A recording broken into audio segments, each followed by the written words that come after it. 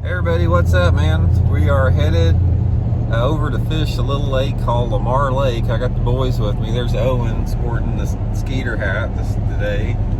Elijah's gonna go. Hadn't been out, man. They hadn't been out in a long time. It's been so cold all winter. This is like the first trip. What are you doing? Are you gonna go fishing? Yep. Okay, it's been a while since we've been out together. So it's gonna be a nice day today. It's supposed to be in the 60s, so we'd go out a little bit for the afternoon.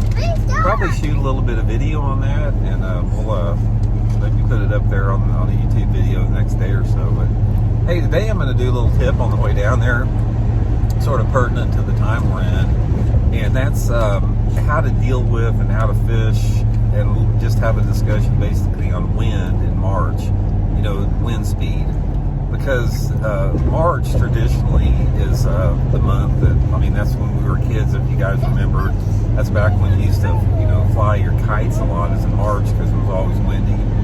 And, March is, pretty typical when you have these warm days like we have today in the 60s. You get those strong southerly winds on there, those 15 to 25 mile an hour winds. And I sort of want to give you guys a few tips today to take advantage of that, because, it plays a big part in fishing this time of year. First of all, let's talk just a little bit about wind, and I'm going to do some other videos in more detail about wind, but I'm specifically talking about wind in the pre-spawn time of the year. The amount of good that wind does as far as in your fishing has a lot to do with two factors. It has to do with your water temperature and your water clarity, and a little bit on how deep the water is too, the type of water that you're fishing, because all of those elements combine to make wind more or less of a factor. In general, I'll give you guys a good rule of thumb, is anytime you're fishing in the pre-spawn, like in March, that time of year, if the water temperatures are still below 50, like they are in a lot of areas right now, and you have water that is fairly dirty, like less than 2 foot of visibility, wind is not that big of a friend to you. It's not that big of a factor. In fact, I prefer those days in March when the water's a little bit off colored and the water's below 50 degrees. I prefer not much wind at all. I mean, maybe just a little bit to ripple the surface. But what happens as that water temperature starts to warm up, and this will happen first of all, like on the flatter points and the more shallow back ends. When that water starts to warm up into the mid-50s, which it's going to be getting close to the mid-50s, it probably already is in a lot of parts of the country, and your water visibility goes from like above 2 foot into that 2 to 4 foot zone, that is when wind really starts to help out a lot. It just activates those fish. There's a lot of fish that are starting to move shallow when that water temperature's in the mid-50s.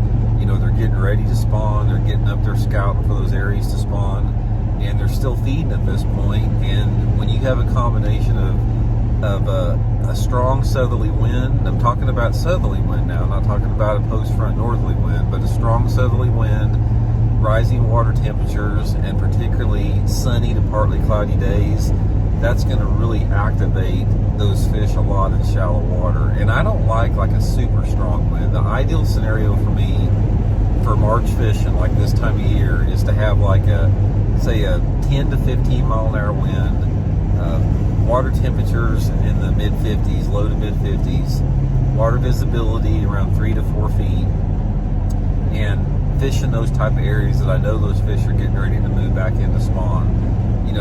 Like I said, my two favorite type of areas during, to fish in wind in March are flatter secondary points.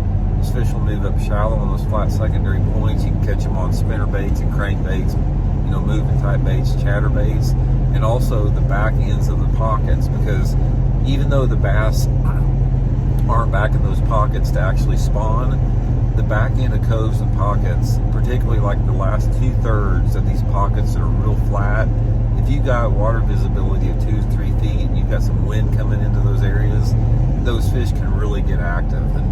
And guys, the bait that you need to really focus on this time of year, when you have a March day where the wind's really blowing hard and you've got a fairly warm day, like one of those days where it's like 10 degrees above the average temperature, that is the time of year you want to tie on that big spinner bait.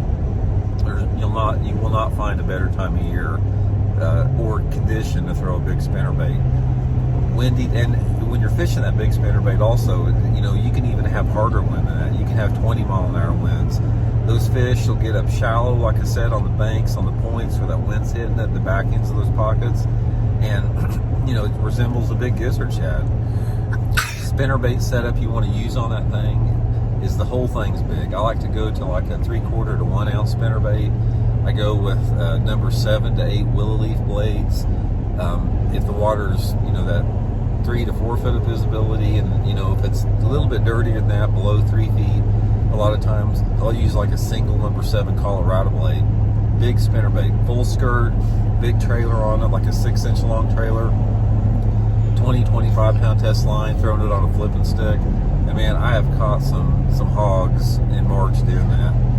So anyway, take advantage of it, man. Though, you know, those, when you see that weather forecast that it's going to say your average temperature this time of year is in the low 50s and it's supposed to be close to 70 degrees out, and you've got one of those 20-25 mile-an-hour south wind days, that's some of the best time of year that you'll ever have to catch giant bass. You know, big quality 4-pound plus fish. So anyway, give it a try.